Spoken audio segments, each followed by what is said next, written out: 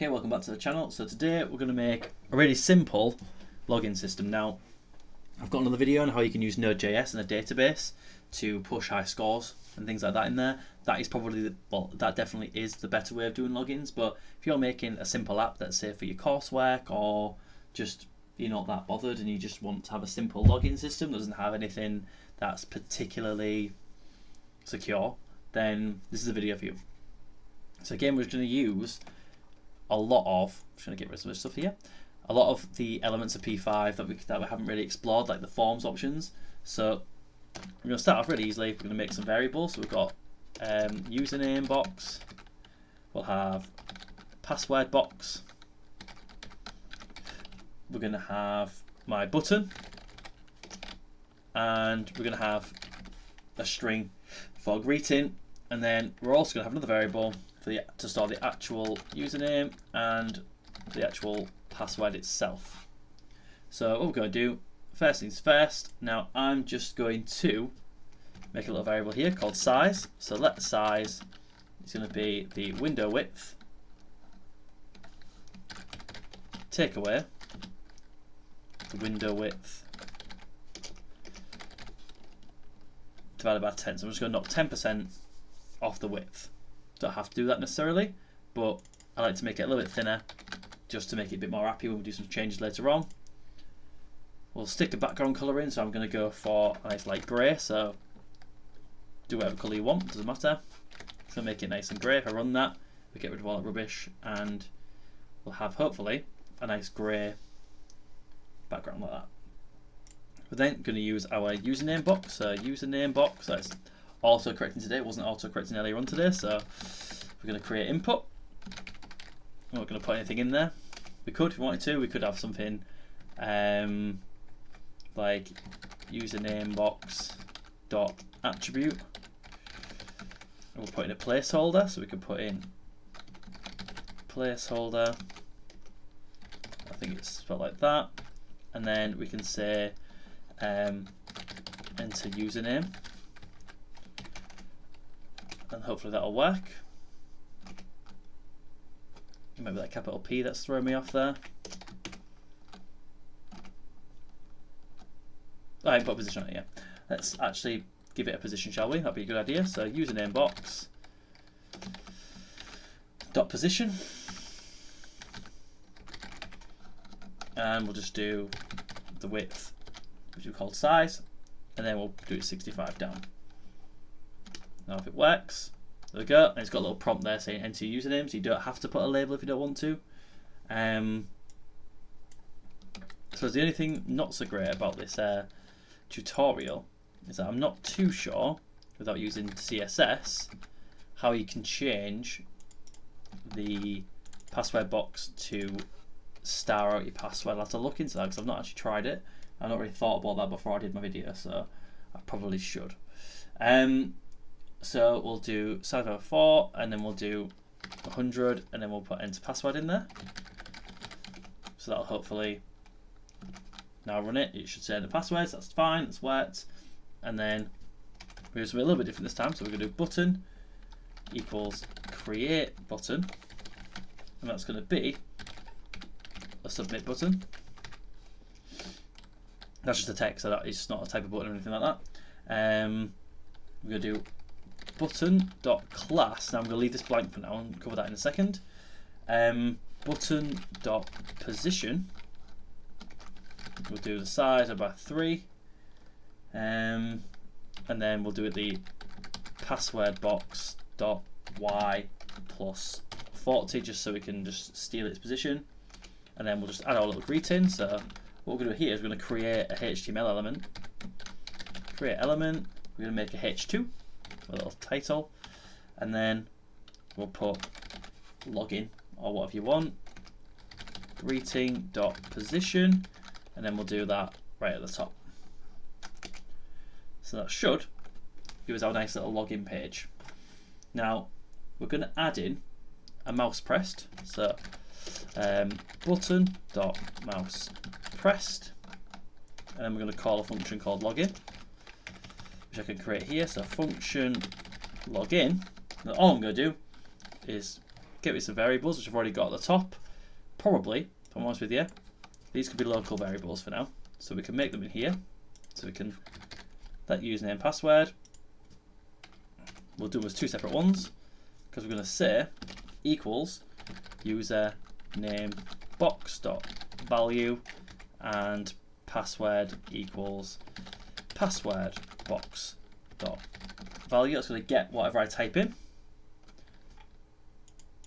Thought about it all correctly, but it's not today, so it's not going to dox myself like last time. And then if username equals, and obviously this really should be something that you get from a database. If I'm honest with you, I can't find the ampersand on my keyboard. Is it there? There it is. It's not the ampersand key. Well, it is the ampersand key on my keyboard, but it's got like a gamey font on it, so it doesn't look great. Password equals pass, so it's just really generic stuff there. Now I'm going to use local storage, so local storage dot set item. I'm going to call it username, and the value is going to be whatever's in username, and then local, keep writing location, local storage dot set item password, and that's going to be my password. And then what I can do now is do a window dot open, and then I can call another page. So let's say we have page2.html. We're going to make that, and then we're going to open that with the parameter self, so it doesn't open a new tab. But we're going to go back to this button class. Now what you can do is if you search for some along the lines of CSS button generator, you can find, you say you really like this pink one here. It gives you the CSS code. So what we can do is we can copy that, go into our style.css. We've got one thing called button class. We can do class is button class, and when we run it, we've got this nice pink button. Now I'm going to very quickly create page2.html. Now I'm just going to very quickly do some really quick HTML. So I'll just do h1 you got to page 2, and I'm going to add my script. So script src equals let's call it script 2. We'll do it as a separate one just so it's a separate file like that. So script, so that's going to add our script. We can add our script2.js, and what we can do in here is we can just have a get. Okay, so we've set items.